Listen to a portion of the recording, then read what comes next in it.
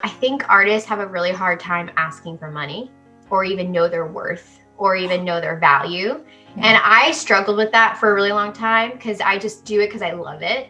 So I would always like say things and do things for free, but it's because I love it so much. But then I had to fight that mindset. And I'm like, okay, as the business major, what is my value? What am I providing these people?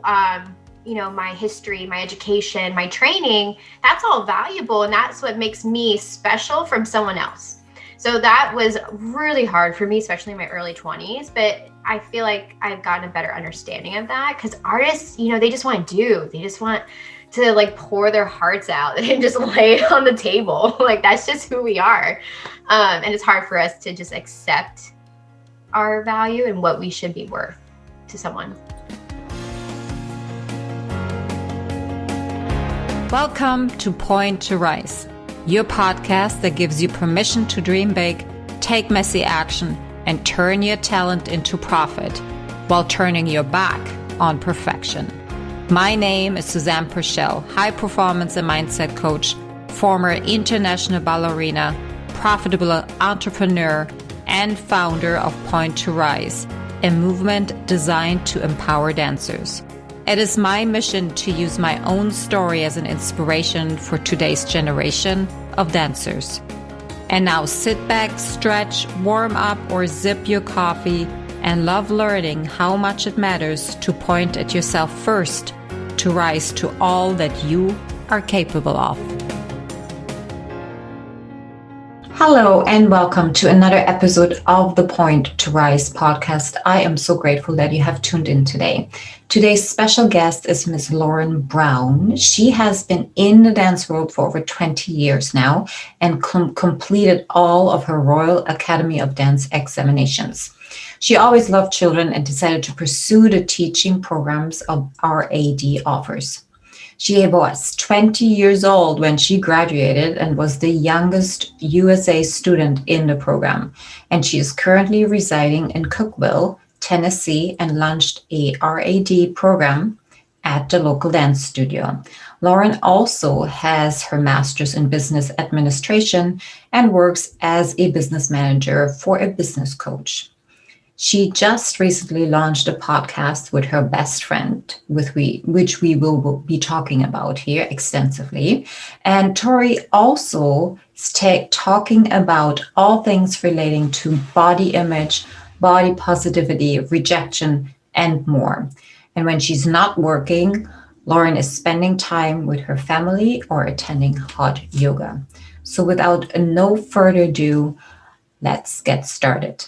Okay. Hey, Lauren. It is so nice to meet you and welcome to the podcast. Thank you so much for having me, Suzanne. It's an honor that you reached out to me, so I'm so excited to be with you. Aw, well, thank you. Just to give you all a little background, what's happening as of late is that I'm just seeing all these beautiful people that are making a difference in the world of dance and ballet on social media, and I just reached out and asked the question, and it is so beautiful to see how many of you say, yes, sure, yeah, let's do it. That fills my cup. So thank you for being here. I love that. Thanks for saying yes. I definitely said yes. Yes, you did. All right. So here is how we usually start. I would love you to share how you started dancing and what was that drive in there, perhaps, or was it your mom? What was the driving factor that had you come into this world? Oh gosh, that's such an amazing question. So funny enough, I'm the only one in my family that's ever pursued dance, was ever interested in dance. I showed signs of just walking around my tippy toes and twirling around ever since I was like very young, like at 1 and 2. And I was asking for dance like around 3, but my dad wanted to wait till I started kindergarten because, it's like you start school, you're a little bit older. So we waited till I was 5 and then I've been hooked ever since. I was just that student in the class that, I wasn't upset that my mom dropped me off. I actually was like, bye, mom. I'll see you in an hour. Like I was fine just in the dance room with the teachers and my peers. And I also was like the student that just loved to learn, and I just wanted more and more and more. And then I just fell in love with ballet. It just like made me feel very beautiful in a sense, because I'm like making these shapes with my arms and doing things with my feet. And I would always like imagine myself being a ballerina one day. That was always like the end goal for me when I was younger. And I was just hooked. Like you couldn't like try to persuade me to do anything else. My dad tried to have me try softball when I was probably like around 10, because my brother was the baseball player, and that was an epic fail. There was just no there was no denying that I was just a dancer. It was just in me. And when I was younger, I just did ballet and tap. Those were my only two styles I did. And then I didn't come to the other styles like modern and lyrical and everything like that until I was about 12, because I ended up going to performing arts school and then ended up doing dance at school as well as at the local studio. So yeah, I don't know. I think it was just in me. I don't know where I come from because no one else in my family danced. So I think I was just supposed to do it.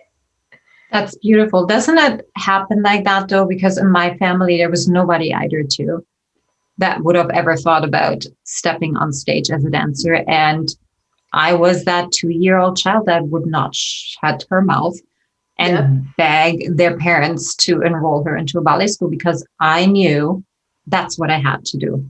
Yeah. You just knew too. Like that is the beauty around particularly kids. They just know. They're not dated with any other informations. They just have that direct line to their higher self, and they know exactly. And yeah, good for you. I'm so glad that your parents also, said yes to that. Yeah. My parents have always been, such my number one supporters till this day. I'm going to be 27. They're still cheering me on, doing my thing as like an adult woman, still in the dance world, but just in a different way. So they're just my biggest supporters. They kind of just like, okay, this is what you want to do. You go for it. And that was just always like that mantra almost like throughout all my life. That's so beautiful. That is such a gift. It truly is. I was very lucky. Okay. So what happened then after softball didn't work? Like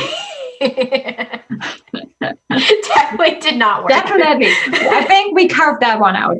Definitely didn't work. So what came after? Well, I was just dancing all the time. That was just my thing. But the studio I grew up in Florida, that's originally where I'm from, was a Royal Academy of Dance focused studio. And I think at the time there was like maybe 5 or 6 schools in Florida that actually offered the RAD program.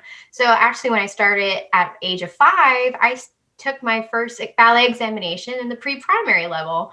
And then as I progressed into, even till I was 18, I was doing all my vocational levels, and I examined in all the levels, fell in love with the program. I think it really molded me to be very disciplined. It helped me in every aspect, even when I went to college and like things in my work life now. It's incredible. Like I just noticed things like following a syllabus and being very intentional to detail, having like that goal setter mind, because it's like you're working on a syllabus for like 5 or 6 months, and then you perform in front of a ballet examiner and you're just like, yes, I did it. No matter what happens, I just did it. And it was kind of like, when you take your math test and you're like, oh, I got through it. Yes. It was kind of one of those feelings for me. Yeah. And I just thrived in that program. And, that program is not for everyone, and that's okay. It's just, I thrived and I was obsessed with it. So I just went all the way through my levels, and it was probably around when I was like 16 or so, because, you're like a junior going in high school.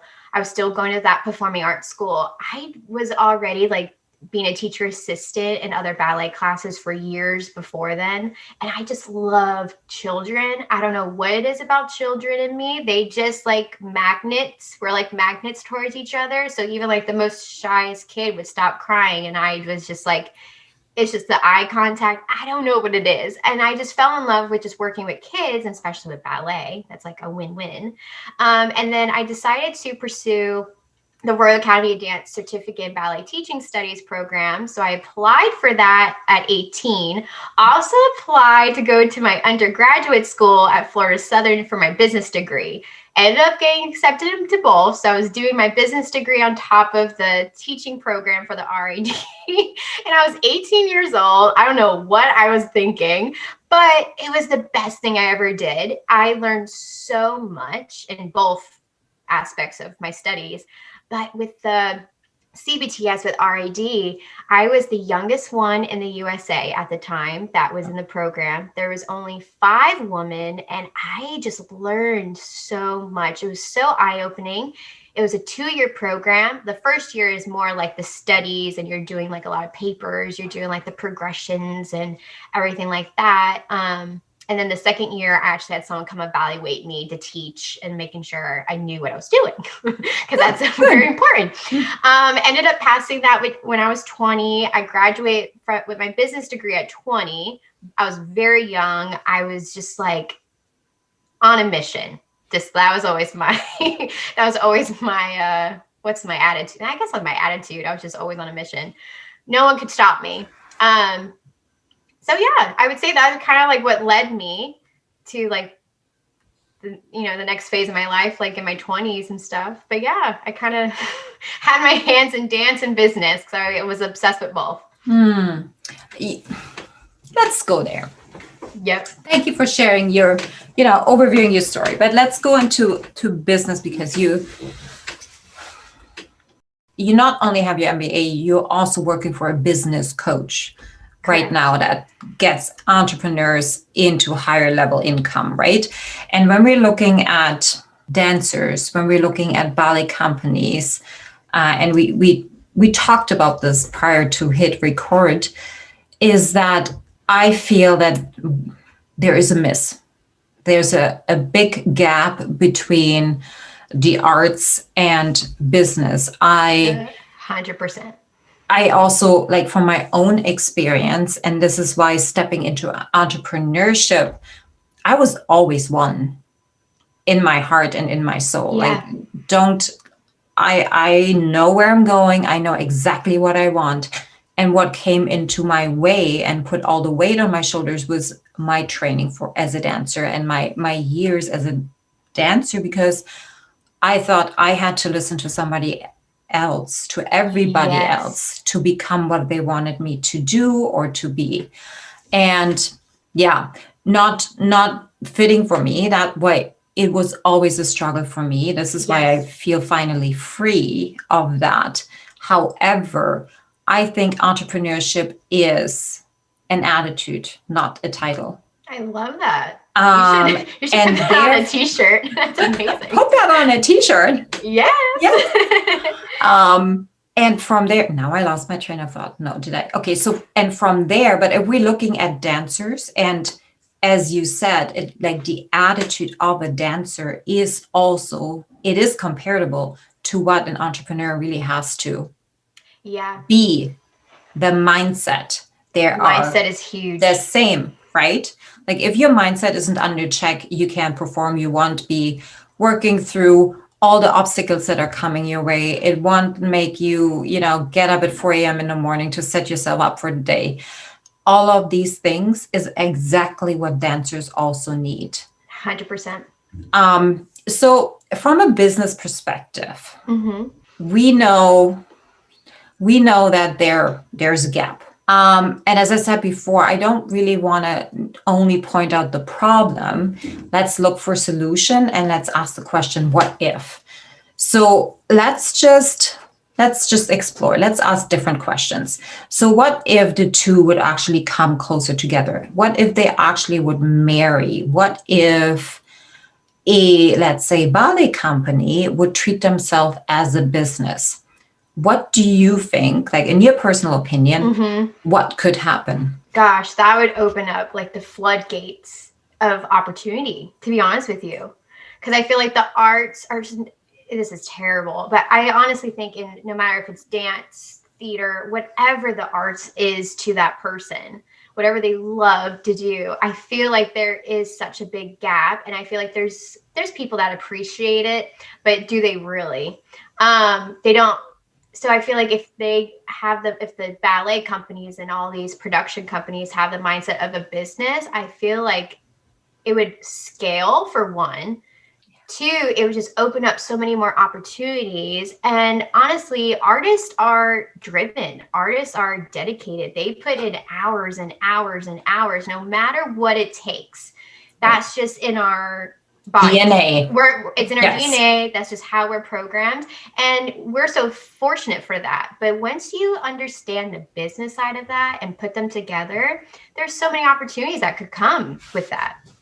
And I think a lot of artists also fear the business side because there is the risk of the failures, the risk of, trusting the wrong people. But that's that in the world in general. Right? It's not just in business. I think we have maybe, and I'm talking about myself, my own perceptions around business people, selling, being in sales, being salesy, being dirty. All of these stories, all of these limitations that we keep fighting for. Isn't it for us to create that? 100%. 100%. The fundraising, a good business has several streams of income. Yeah. They put their hands in all sorts of pots to make sure they have a streamline of income, because without income, then what happens? Exactly. So it's kind of like the same thing with artists. And I think you spoke about this before on like other episodes that I listened to, or like seeing what you talk about. But I think artists have a really hard time asking for money, or even know their worth, or even know their value. Yeah. And I struggled with that for a really long time because I just do it because I love it. So I would always like say things and do things for free, but it's because I love it so much. But then I had to fight that mindset. And I'm like, okay, as the business major, what is my value? What am I providing these people? My history, my education, my training, that's all valuable. And that's what makes me special from someone else.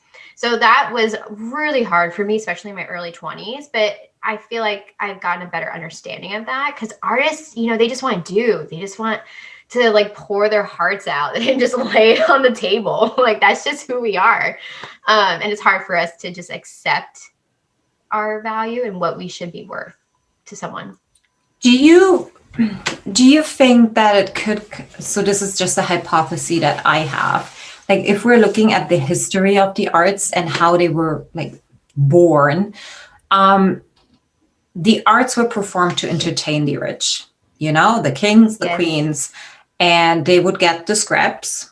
They would have rich suitors that would take care of the opera singer or the ballerina, or they would marry rich, because we have it innate in us as pure as fight or flight is in us, that the arts are not here to produce money because they're not tangible. They're selling a feeling, they're selling a story, and therefore you cannot put a price tag on it. Exactly. And that's the unfortunate part. And I talk about this all the time, and there's nothing against like these huge, like the NBA, the NFL, like all these huge, they're businesses. That's why they have so much money, and these franchises in the sports realm. I really wish the arts kind of took that step, because oh my goodness. Then, these dancers that are going rehearsals and all these hours are not having to scramble or work multiple jobs or lose their jobs, or, they're, right now during this world, like no one's performing, and that's awful. And nobody's making money then, right? Nope. And that's the coming to the understanding that, yes, it is very honorable that you want to perform for nothing. Very honorable. And perhaps you also have the means, but that is not going to feed you forever. No. This is not going to build your wealth. It is not going to set you up for success. And understanding that you don't have to go beg to be seen. like see and we yourself. shouldn't have to. No. Right? Oh gosh. So another aspect of business is that you invest the most as a company, as a business, into your product, right? Yep. Like, Completely. the person that you're working with, she does everything and anything to invest to make her product better. So therefore, there are more people that can actually benefit from her product. Yes. And she's able to scale it to a point where it's like this running streamline of income. And it makes sense. And then Awesome. that now, then that helps with like building the team. How can she help get people more jobs? Like, it's just like this full circle effect. And I just can't wait for the day that the arts get on that full circle. Yes. But that means in the arts, what is the product? What is the product? It's the dancer, it's the musician, it's the singer, it's the actor. Yep. And we have figured it out in Hollywood. We're paying millions upon millions of dollars for people that are in movies. But yet we have yet to figure out how to really take care of our product on the stages. Like, what are we actually giving them? I know. Right. Goodness. And that is if we would flip it around and not so much pour into the running of the engine, but producing and creating not an audience, a community, creating raving fans that would come no matter what and bring their friends and fill the auditorium every single time they're stepping on stage, then this wouldn't be a problem. And then you can like have all of your offsprings and everybody would just be there to support you. Yes, 100%. And I feel like the theater and the shows, everything in the arts, it is, like you said, the emotion. We're selling a story. We're memorizing monologues, memorizing dances, and huge productions. But, people come for the experience, and not everyone understands the experience. So I think there's also the lack of education, because some people just don't know about the Nutcracker. I can't tell you how many times I came across people, and I've done Nutcrackers all my life. Been in them. I've been every role pretty much besides the king and the prince, like the mouse king and the prince. I've been pretty much every single role that can happen. And, someone's like, I don't know the story. So it's like, are we actually really educating like our kids in schools or just in general about the arts? It doesn't have to just be about dance, but, there is like those amazing productions and amazing shows that are storytelling that I feel like people miss out on because they just don't know. So they're just not educated. So on that note, you work for a coach. What is the first thing an entrepreneur does before they start selling anything, before they even make anything? Yeah. They fill out their avatar sheet, right? They're looking for their ideal client. They want to know who their ideal client is, who they're messaging, because the messaging is huge. But without knowing who you want to target, you know your messaging. And then the next thing is like, okay, where's your audience at?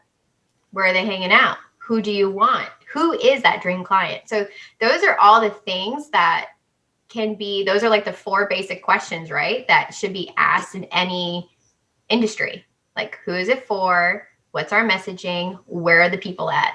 How are we going to get them? You nailed the nail on the head. Exactly. And right in the head. Are we doing that, or are we just expecting?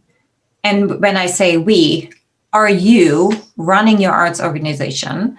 Are you expecting people to show up because you open your doors? Or I don't know, like understanding that it's not a given anymore. And it's not curating the next generation. And you don't do that particularly with like going into schools and, having, your outreach programs. It is 2021 and you have to think as an entrepreneur. There are so many examples out there. There is so much business coaching out there. It is so much. So time, isn't it? Yeah. There was something else I wanted to say. Well, it will come to me. It always does. Yeah. It always pops up. You're like, oh, yes. Okay, so now that we have solved the problem for the arts, all they have to do is come to us. We'll help them. We'll help them out. Yeah. I'll help you. I love marketing. How can I help you? Oh, here's what I wanted to say. Yes.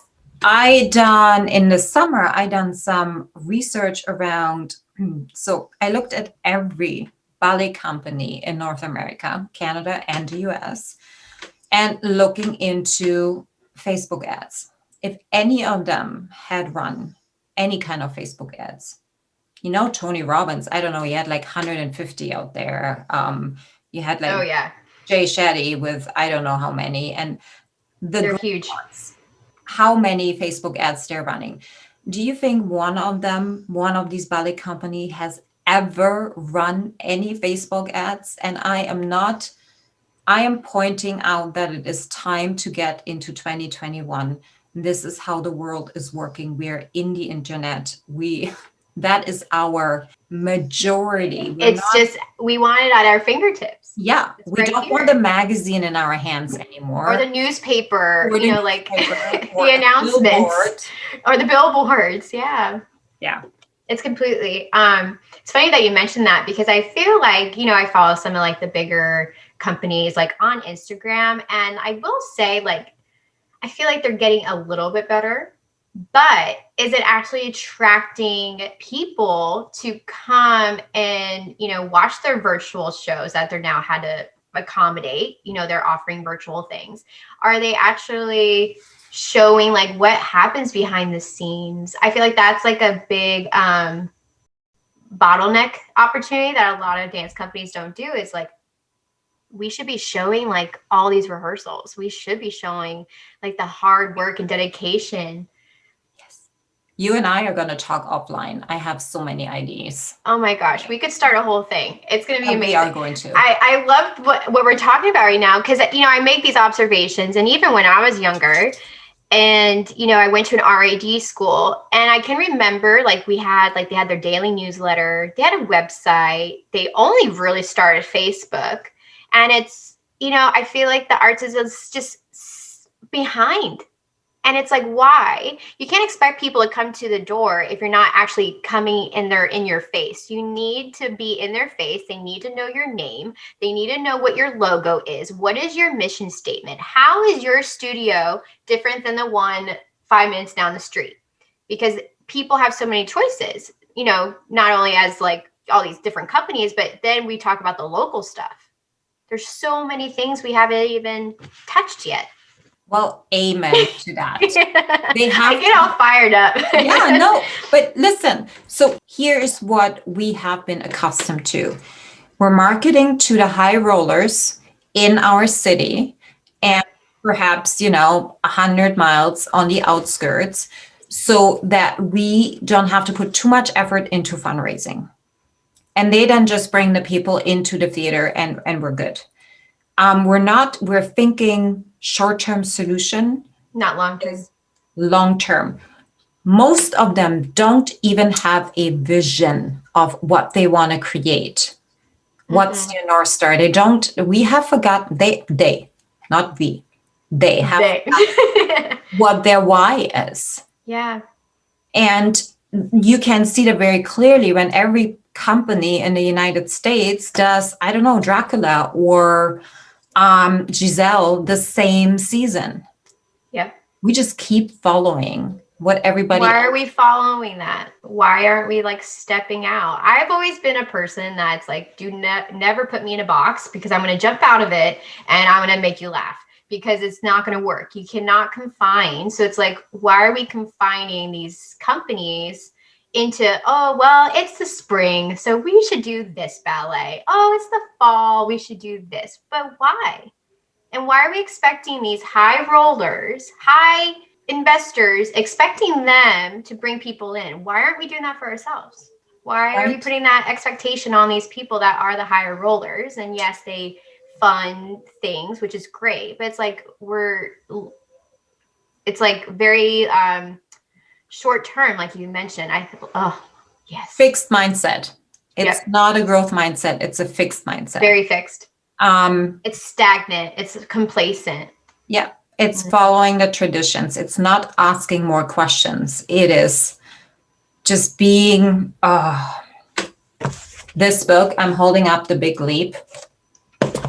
I just started reading it because everybody said you have to read it. And I've heard great things about it. You'll have to let me know. I know now why. He talks about your zone of excellence versus your zone of genius. So your zone of excellence, this is how I'm translating it, is where you're comfortable. It's how you have always done things, but you're cruising, you're on autopilot, you just keep. It's just your norm. Yeah. And even if it makes you millions of dollars each year, you're still cruising. And your zone of excellence is the next step, the stuff that scares you maybe, but also would make you super happy. Love that. And, you know, your zone of excellence will expand every time you conquered your excellence into your genius then. So there's so much good stuff in there.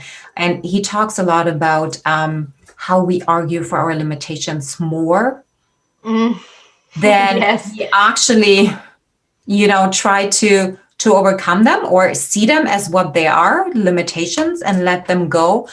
And just do it anyways. Yeah. I try to do that because I feel like you said, like that box mentality, like that short mindset.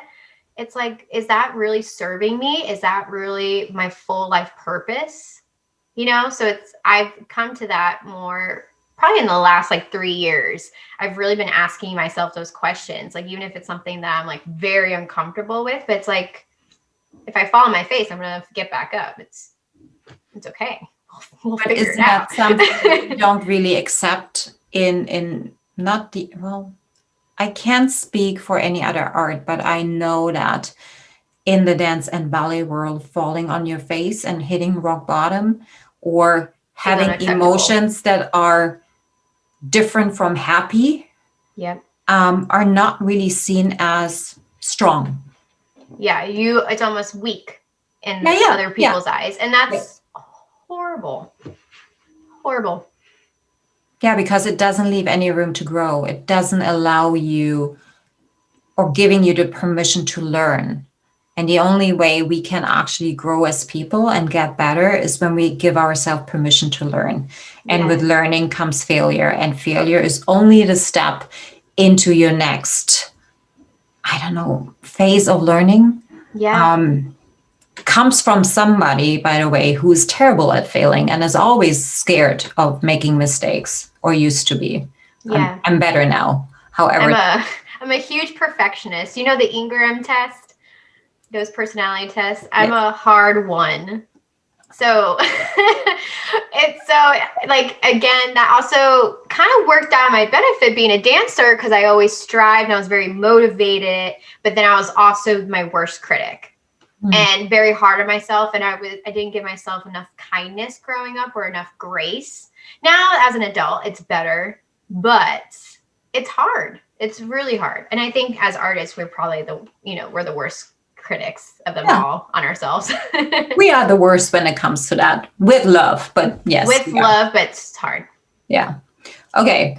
Now that we have solved the problems of the world, I want to know what you're up to now. Like, what are you doing? I want you to talk about your podcast and how that came about. Give me all the things. Yeah. So I guess I'll start. So I am living in Tennessee. I moved here about 1.5 years ago from San Diego. San Diego was a 4.5 years, amazing chapter in my life. Met incredible people. I was working for a huge Royal Academy of Dance studio in San Diego. Her name's Francine Garten. Amazing. She recruited me in Florida because I was still in Florida at the time. And she's like, well, I need a new teacher. And I went out there for an interview. I was not even there for 24 hours. She's like, yeah, I need you. And I just, 2 months later, I got in my car and drove cross country. I was only 21 at the time. I had nothing holding me back at that point. I was like, oh my gosh, this is going to be amazing. And it was, but, naturally things happen, right? Like, you get into a relationship and then that doesn't work out. And then I got a marketing job at a dentist's office. Still have contacts with them. They're absolutely incredible, really invested in me and my training, kind of like the way I am with my relationships and being more forward facing clients with my job now really molded me from San Diego to here. But now I'm running a RAD program at a local studio here. I'm actually the only RAD teacher right now in Tennessee, which is amazing. And we're going to be entering kids in examinations. I was very nervous because this school's never heard of it. They didn't know about it. So it was up to me to educate. So going back to like, why should you do this program? Who is it for? The end game, like the benefits, right? So for it being our first year, I'm really pleased, and the kids have loved it so far. So I've been very blessed with all of that. And then I work from home full time for a business coach. I started working for her a year ago. She promoted me to full time in October, and I'm really forward facing with her clients as well. So I like have meetings with them. I keep them accountable. I'm kind of behind the scenes with her marketing. So yeah, I think that's it. And then I guess I'll talk about my podcast. My podcast is called With Love, Tori and Lauren. Really funny how it started. I posted something on Instagram. It was like, I don't know, one of those captions that I was like talking about body positivity and like how I feel like the dance world and the world in general just lacks that. And my friend Tori messaged me. She's like, we should totally do something with this. We should totally do something, right? And her and I always like bounce ideas off, and I've known her for 20 years, love her to pieces. So it just made sense. So we got on a call and we're like, what if we start a podcast for like millennial women talking about body positivity, talk about our journeys? Because when I was younger, I was like 13, I unfortunately went through anorexia for about 2.5 years, really rock bottom. So I actually learned a lot from that experience. So I was like, I don't know if I'm ready to talk about that because it's very vulnerable. And I've always kept one of those harder things to myself. But then I'm like, I could be serving someone, helping someone, like they might have struggles or, whatever it might be. So we decided to launch a podcast. So our first season is all about body positivity, how we've worked on it. Even to this day, it's a struggle, like how we talk nicer to ourselves, how we like empower other people to be body positive. So yeah, that's a little bit about what I'm doing right now. That's fantastic. I also struggled with anorexia several times through my school times or my career. And so here's the thing. I thought back then, oh, that's just what you go through. That's the price you're paying when you want to become a dancer. I even had pulled out a photo of myself as an 11-year-old girl when I was told that I'm overweight and I shouldn't be eating anymore. And so many years later, I actually took a look at her. I was like, there is nothing too fat on her, not 1 ounce. She's just perfect the way she is. She is. And I hear this more and more and more from dancers that have, stepped out of the world or are still in there, and they look at themselves when they were told that they weren't enough. And they can see now that that was just a lie. Completely. And we believed it, right? Yes. Because we're so at that age, especially because I was like 13 when it all started. But mine actually came from peers, like being called fat or wasn't good enough. My arms were jiggling. I looked fat in that leotard. Like all those things came from my peers. And it's because at the end of the day, I had a target on my back because I was progressing faster. Because, when you're 13, like I feel like that's the age you're really coming to your own. You're really figuring out. And I was just passionate about ballet, and ballet was my thing. Don't ask me to do hip hop. Don't ask, like at that point, I was still trying to figure out what a contraction was in modern. Like I was like, what are you telling me to do? Like, I can't, like, what? I wasn't told to do that. So it's just so unfortunate that just like how you mentioned the picture, I saw a picture of myself just before it all happened. I'm like, there was nothing wrong with me. So, and I know you mentioned that you wanted to know why I went teaching and didn't like go dance. Because I felt I was supposed to be a role model and to be an example to young dancers. And what helped me with my recovery, even when I was like in like ending college and going through my CBTS and everything, like I was still struggling. My relationship with food is always an ongoing thing. But I was just like, okay, if I'm going to stand in front of these kids and I'm going to prepare them, I'm educating them, I'm nurturing them. But if I can't even take care of myself, I'm just a hypocrite. So that was a huge motivator for my recovery, like full circle. And I really just accepted things and accepted myself and accepted my skin and my body. So I felt like even when I was 18, I did some auditions and stuff, and I got acceptance, but I felt that wasn't right in the moment for me. Sometimes I think about like the what ifs or everything, but I can't tell you like how rewarding it is to work with children and just be a part of their training, in hopes that I can create an environment where I can protect them as long as I can, because I wasn't protected in the classroom. Beautiful. So that was my huge motivator. Isn't that so? Here's what I love the most is that you actually make your pain your power. You're not using it to do bad. Right. And in the world, and because I went through it, you have to go through it, which I see off too much still, particularly in the dance world. Completely.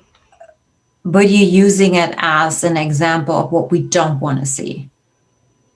And it's like, why are we doing that? Right. Oh, gosh. And asking the question of how can we do it better?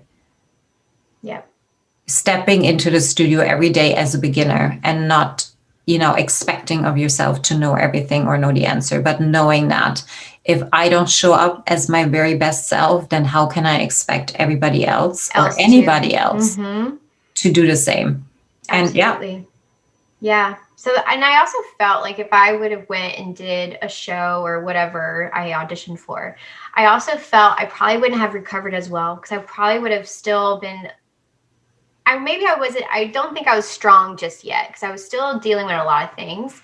And I was just so focused on my education. So I almost felt like I might have not even recovered as well, if that makes sense. Like I just kind of almost removed myself for a minute and just took a step back from, the performance acts of things and like going to travel and go on shows and stuff. Cause I don't know. I just felt like it just I wasn't excited about it.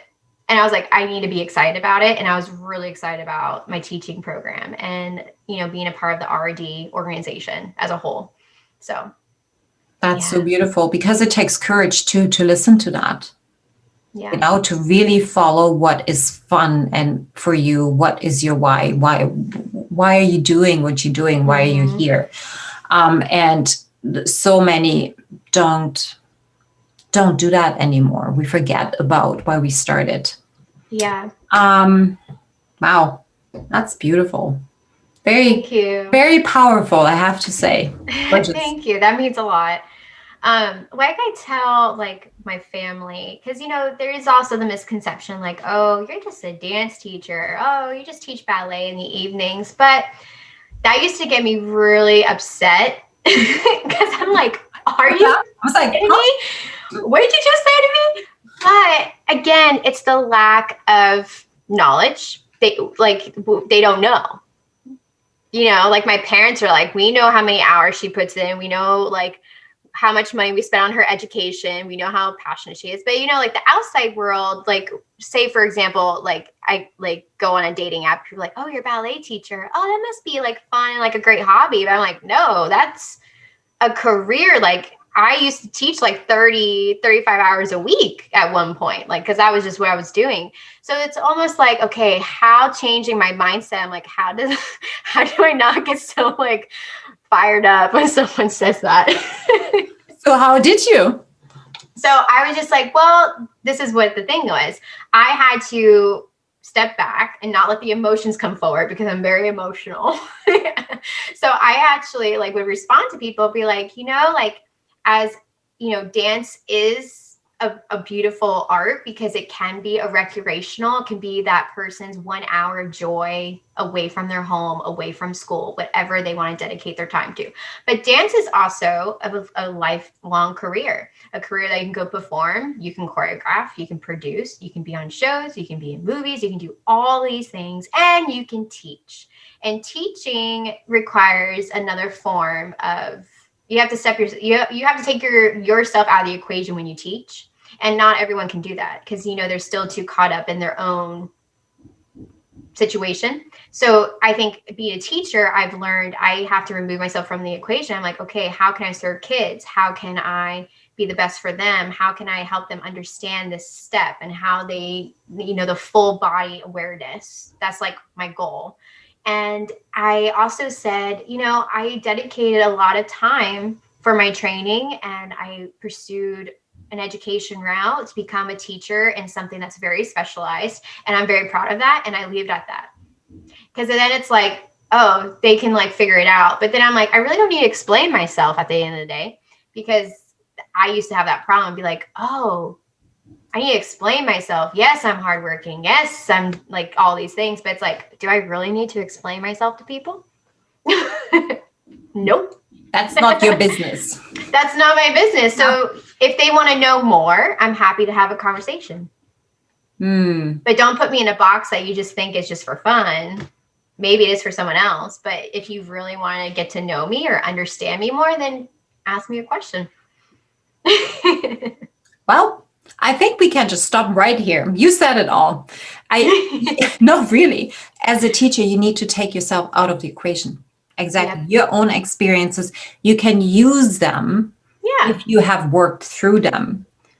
But the reason why there is still so much pain and anguish and sadness and disappointment and abuse in the world of dance and ballet is because the people that are teaching exactly the same way they've been taught, without going back and getting to know their wounds and their trauma, and then just feeding their ego. I'm not saying that everybody is doing it, but when we're looking at the scandals that have been aired over the past 2 years, in particularly that world, it is obvious what's happening. I know. And that's the unfortunate part. And, it's one of those things. It's like, you don't need to be this teacher you had. It's like, be who you want to be and how do you want students to remember you? Like, what impact do you want to give them when they leave your room? Yeah. Like, I used to be afraid because I was a very young teacher. I'd be like, oh, they're going to not take me seriously because, I look young, which is fine. But, but I actually, I just had to like separate that and be like, okay, how much value can I give them when they walk away? What are they going to say to their parents? And is it going to be positive or is it going to be negative? And, don't get me wrong. I've had teachers that were, nasty, negative, whatever. But it's like, when are these other teachers that we're talking about, which is very common in the dance world, it's like, when are we going to just like get out of that tradition? Like I were talking about with just the arts in general. Like, we don't have to stay in that mindset that it used to be that harsh. That used to be a thing, but it doesn't have to be anymore. People are different now. People talk about their feelings a little bit more. That like it's about authenticity.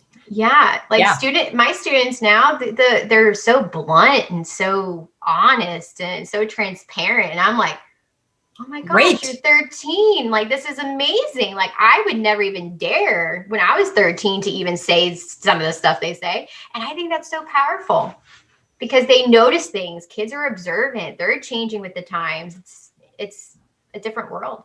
Yeah. And we need this, right? I truly believe that as awful we may think this has this past year has been for the arts, I think it's a gift. I think it's a gift to really look inward, to pick it apart, to wipe the slate clean, and let's not follow what everybody else is doing on what we have done and put it quickly in a ball. let's think outside of our box. What else Yes. can we do? And not to be also so intellectually unobtainable that now nobody understands you anymore. You don't even know who you're serving. Yeah. Maybe you're serving yourself. Yes, You're not gonna no. no. You're not gonna pay yourself. So you have to figure out who you're actually serving. And I think that's where this time, there is so much power in taking a pause and stepping back, and even the perception of it versus, oh gosh, I don't know what to do. What are we gonna do? You get what you concentrate on. Yeah, I truly believe that. Oh yeah, it's the truth. That's how we work. It's all energy. All energy. Whatever you manifest out to the world, it comes in. I truly believe in that. Yeah. Wow. Well, lady, that was really powerful. Look at, I am very filled up and ready to go for the next couple hours. This is awesome. Thank you. Just your little jump arm. Why not? I love it. No, this is great. Last question. Yes. What are perhaps one or two things that you would tell, even though it's not that long ago, but that 16-year-old, what would you tell her with the knowledge that you have now? That's a good one, because that's like 10 years ago. So it's crazy to think about that. Feels like forever, but then also feels like yesterday. It's really weird. I would say to the 16-year-old Lauren is to stay motivated. And I used to be a huge people pleaser. So I would say yes to everyone. So I would say to that 16-year-old, not only do you need to keep your eyes on the prize and worry about what you're doing, but also create boundaries with others around you that are not serving you or your energy or your purpose, or just people that you shouldn't be around, that's going to suck the energy out of you and take away who Lauren is. So that's what I would say to her. So good. Yes. 1,000 times. Yes. I just learned that a few years ago, because it was always about pleasing everyone else. It's so hard. Oh my goodness. It's hard. I don't know. It's hard to not do it. You think? Yeah. I think, yes, if you grow up in that environment, if that's what you've been taught, if that is what you believe is, then yes, it is really hard. If you've been wired differently, if you know that if I don't take care of myself, if I don't protect myself and my energy, my most precious, most valuable thing that I possess, then I think you would act differently and feel differently and make different decisions, even in a young age, regardless to what anybody else says. 100%. I feel like I've learned more about that in the last couple of years myself. Yeah. Just separating from certain people, or, just being aware of the energy, because I'm definitely an energy reader, and I'm like, oh, that's not going to serve me. So we're going to protect Lauren. We're going to, protect her time and her energy. Yeah. It's just an ongoing thing that I think we're always having to constantly work on. Oh yeah. You're never going to get there. Just saying. And that's okay, because the journey, that's where it's at. That's the beautiful thing. Yeah. Absolutely. Lauren, thank you so much for your time today. Thank you. I had such a great time talking to you. Yeah, me too. Thank you guys for tuning in. I hope you enjoyed this interview just as much as the two of us did. And we will talk to you next week. All right. Thank you. Thank you so much for listening.